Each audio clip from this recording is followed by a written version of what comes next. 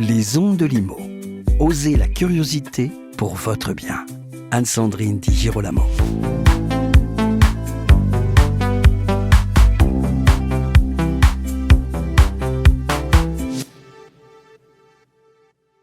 Face à la montée de la vacance commerciale et des difficultés croissantes des commerces de proximité, le sujet de l'encadrement des loyers commerciaux revient sur le devant de la scène. 2 propositions de loi récentes entendent réguler un marché qui est accusé d'être déconnecté de la réalité économique. Ces textes, dont certains ont été rejetés au Sénat, soulèvent toutefois de nombreuses interrogations juridiques et économiques.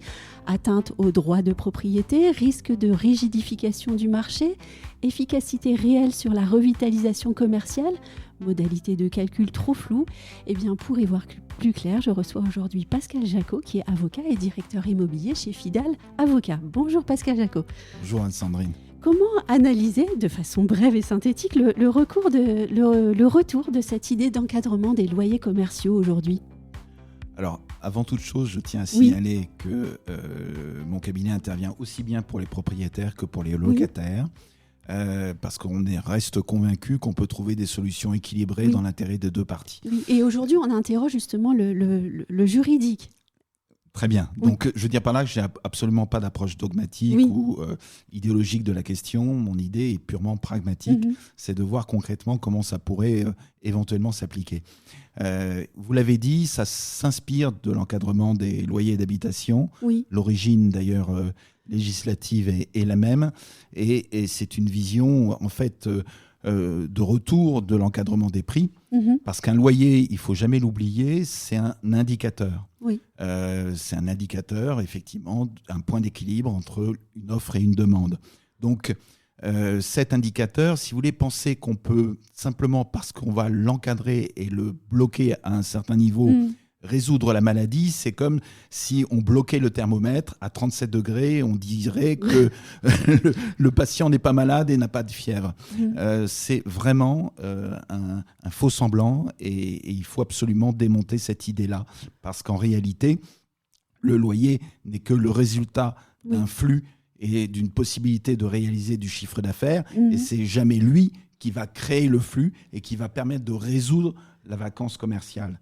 C'est inverser les choses en réalité que de présenter la vacance comme la possibilité d'être réduite par le mécanisme de blocage des loyers. Après, il y a un vrai sujet sur le niveau des charges, on y reviendra, mais c'est un problème parmi beaucoup d'autres que traverse le commerce aujourd'hui. Donc il serait juridiquement et économiquement impertinent, donc non pertinent, de transposer ce modèle existant au commerce. Oui, tout à fait, parce que si vous voulez, le commerce aujourd'hui, et principalement, il souffre d'un problème d'accessibilité des villes, un problème de sécurité des centres-villes. Si aujourd'hui, il y a autant de vacances de locaux commerciaux, c'est, à la différence d'ailleurs des locaux d'habitation, c'est parce qu'il y a une suroffre, il y a une surcapacité de magasins, un peu comme pour les bureaux. Et en réalité, alors que pour le logement, on le sait, ce n'est pas le cas du tout. On manque de logements. Donc en réalité, vouloir transposer aujourd'hui le mécanisme des loyers d'habitation, quel que soit le regard que l'on peut porter dessus, critique ou considérer que c'est parfait, c'est un très bon modèle, une très bonne expérimentation. En matière de loyer commercial, c'est un non-sens absolu, parce que le commerce ne souffre absolument pas du tout des mêmes problématiques que le logement. Et notamment ne répond pas à la question fondamentale qu'aujourd'hui on a pour tout commerçant, qui est la concurrence de l'e-commerce, qui est les transformations des méthodes de consommation, qui est la faillite de chaînes, notamment dans le prêt-à-porter lié au remboursement des PGE, et surtout une question d'aménagement du territoire, c'est-à-dire comment dans nos villes nous allons pouvoir assurer un flux et une sécurité de la part des chalands. On a voulu interdire l'accès de nos centres-villes. On ne permet pas aux gens de stationner dans ces centres-villes. Donc en bloquant le flux, comme beaucoup de politiques publiques l'ont fait ces derniers temps, eh bien, ils ont créé ce problème aujourd'hui qui existe de vacances commerciales et ce problème qui est propre au commerce de proximité et à mon avis, qu'il faudra un jour résoudre en prenant les bons moyens et certainement pas en bloquant les loyers de manière arbitraire. Oui, Sans compter le principe de liberté contractuelle et les principes du droit des obligations. Vous avez raison. Alors en plus, en loyer commercial, si vous voulez, vous n'avez pas que en baux commerciaux, vous n'avez pas que le loyer comme justement point d'équilibre entre l'offre et la demande, puisque les locaux vont aussi dépendre de la surface, de la destination des locaux. Sur la même rue, vous pouvez avoir des valeurs totalement différentes et vous n'avez pas la même uniformité qu'en matière de logement. Et donc, vous avez des facteurs locaux de commercialité, vous avez des prix de voisinage, vous avez un certain nombre de critères qui sont d'ailleurs posés juridiquement dans le cadre du statut des baux commerciaux et sur lesquels vous pouvez agir. Là où pensez aujourd'hui que le loyer est le remède contre la vacance est franchement méconnaître la réalité aujourd'hui du commerce. Méconnaissance qui est donc incarnée dans le principe de loyer de référence qui serait en plus fixé par des observatoires locaux. Alors voilà, on se demande bien, on voit le problème aussi pour les locaux d'habitation. C'est très compliqué de déterminer déjà un loyer de référence en matière de bail d'habitation, c'est très critiqué. On n'a jamais su réellement comment les préfets déterminaient ces loyers de référence, mais on se doute qu'ils intègrent dedans les loyers sociaux, donc les loyers hors marché. En matière commerciale, on aura encore plus de difficultés puisqu'il n'y a pas qu'un loyer de référence. Il faut bien le comprendre. Il y a une valeur locative de marché, il y a une valeur locative de renouvellement qui est elle-même fixée selon des critères juridiques différents. Vous avez une valeur locative judiciaire qui varie des fois de 15 à 20% par rapport à la valeur locative de marché. Donc, pensez qu'on puisse déterminer un loyer de référence en matière commerciale, là aussi, c'est méconnaître la réalité du commerce. N'oubliez pas qu'il y a 700 activités en matière commerciale différentes au niveau du commerce juste de détail. Donc c'est pour vous dire, référencé par l'INSEE, donc c'est pour vous dire que c'est quasiment impossible de déterminer un loyer de référence. Et donc cet encadrement des loyers des baux commerciaux ne pourrait pas juridiquement aider à rééquilibrer en fait les rapports entre locataires et propriétaires, si je vous comprends bien? Oui, je pense même que ça aurait le résultat inverse en réalité. Parce que la difficulté aujourd'hui que l'on a pour tout investisseur immobilier, c'est une question de rentabilité. Si vous encadrez les loyers commerciaux, vous faites fuir les bailleurs, les investisseurs, auquel cas, parce qu'eux sont en réelle compétition, entre guillemets concurrence, avec d'autres supports financiers comme les obligations, comme les actions boursières qui offrent une meilleure rentabilité. Donc, pour qu'ils investissent dans l'immobilier de commerce, il faut qu'il y ait ce qu'on appelle la prime de risque, c'est-à-dire le fait que ça puisse être rentable, nonobstant le risque que représentent justement les faillites des commerçants, les vacances, les travaux de performance énergétique et j'en passe de réglementations qui accroissent les charges, y compris des propriétaires. Donc il faut comprendre qu'on fera fuir les propriétaires et on ne résoudra pas le problème des locataires parce qu'en réalité, là où la vacance est extrêmement faible, c'est là où les loyers sont les plus élevés parce que ça correspond aux meilleurs emplacements, là où évidemment il est rentable pour un commerce d'investir parce que derrière il y a énormément de flux, il y a énormément de chiffre d'affaires, il y a des possibilités de réaliser des bonnes affaires. À l'inverse, on voit que les taux de vacances sont bien plus importants dans les villes en dessous de 25 000 habitants, là où il y a des problématiques justement de flux, des problématiques d'artères vraiment passantes et de commercialité. Donc vraiment, ça serait contre-productif à mon sens d'établir un tel encadrement et on arriverait au résultat inverse qui est justement d'accroître la vacance commerciale. Oui, il faut donc, si je vous comprends bien, plutôt repenser peut-être le modèle du commerce de proximité plutôt que d'aller sur ce type de système juridique. Entièrement d'accord. Je pense surtout qu'il faut que l'on comprenne que le commerce et la ville sont étroitement imbriqués. Les villes se sont créées au Moyen-Âge parce que il y avait une forme de sécurité, parce que justement les flux marchands du fait de cette sécurité pouvaient fonctionner et c'est ce qui a permis aux villes de croître. Vous avez l'exemple de Venise qui est un merveilleux exemple parce que c'était la lagune même de Venise correspondait à un centre commercial autour de la place Saint-Marc qui était la locomotive.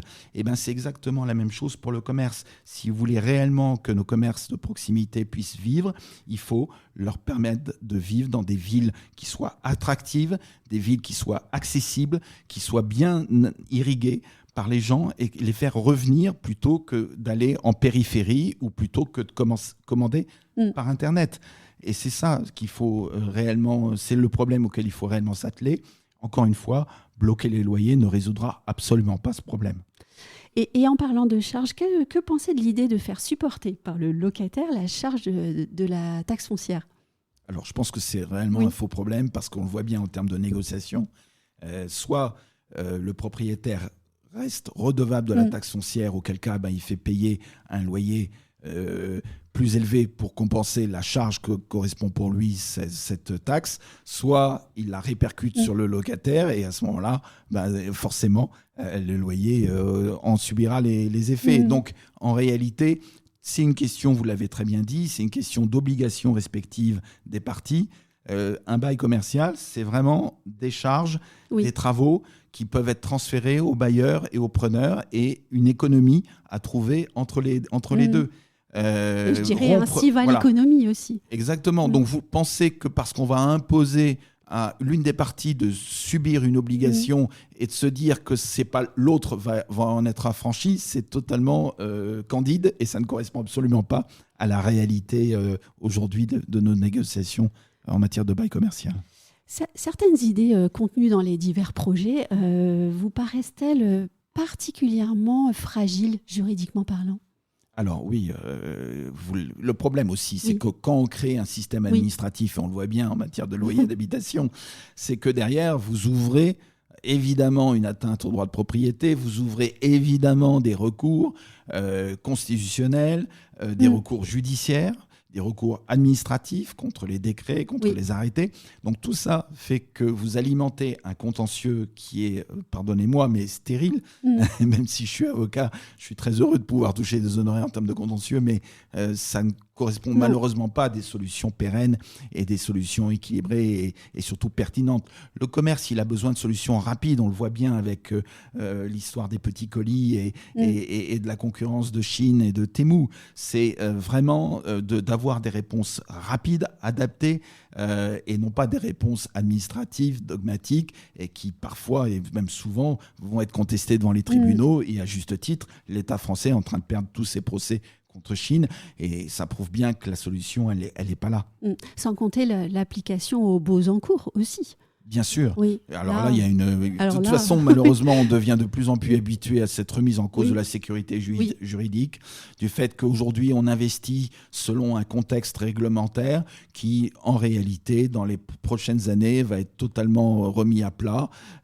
Et alors qu'on le sait, l'immobilier, c'est un investissement long qui nécessite au moins 15-20 ans. Et donc, en réalité, de changer tout le temps de ce contexte réglementaire, vous le dites, enfin, vous le voyez très bien, ça aboutit à beaucoup de pertes de valeur et beaucoup de gâchis.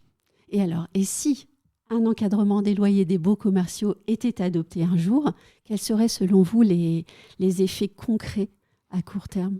Alors, à court terme, je pense que déjà, ça ferait fuir les bailleurs, très nettement. Ça les découragerait. Bien sûr, on le voit bien avec l'encadrement des loyers d'habitation.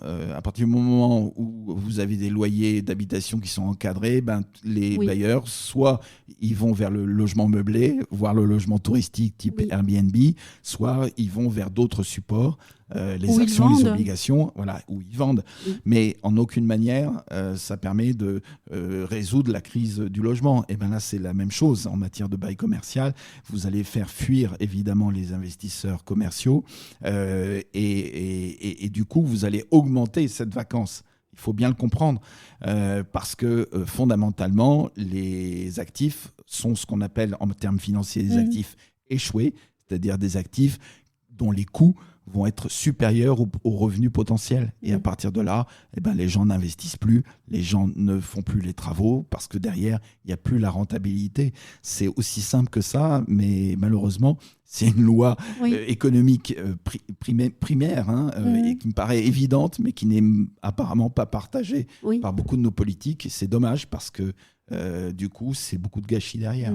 Et donc derrière une bonne volonté, il y a L'enfer est pavé de bonnes intentions, on le sait, Sandrine. Et je pense que c'est l'exemple type, effectivement, de mesure qui paraît sensée en se disant chouette, on va pouvoir baisser les charges et on va pouvoir aider nos commerces de proximité, alors qu'en réalité, le remède serait vraiment pire que le mal. Un grand merci Pascal. Je vous en prie. Et merci à vous de nous avoir écoutés ou regardés. Si vous avez aimé cet épisode, likez-le, partagez-le sur les réseaux. On vous en remercie chaleureusement et je vous dis à très vite pour un nouvel épisode. Retrouvez les Ondes de Limo sur ondedelimo.com, les réseaux sociaux et la newsletter.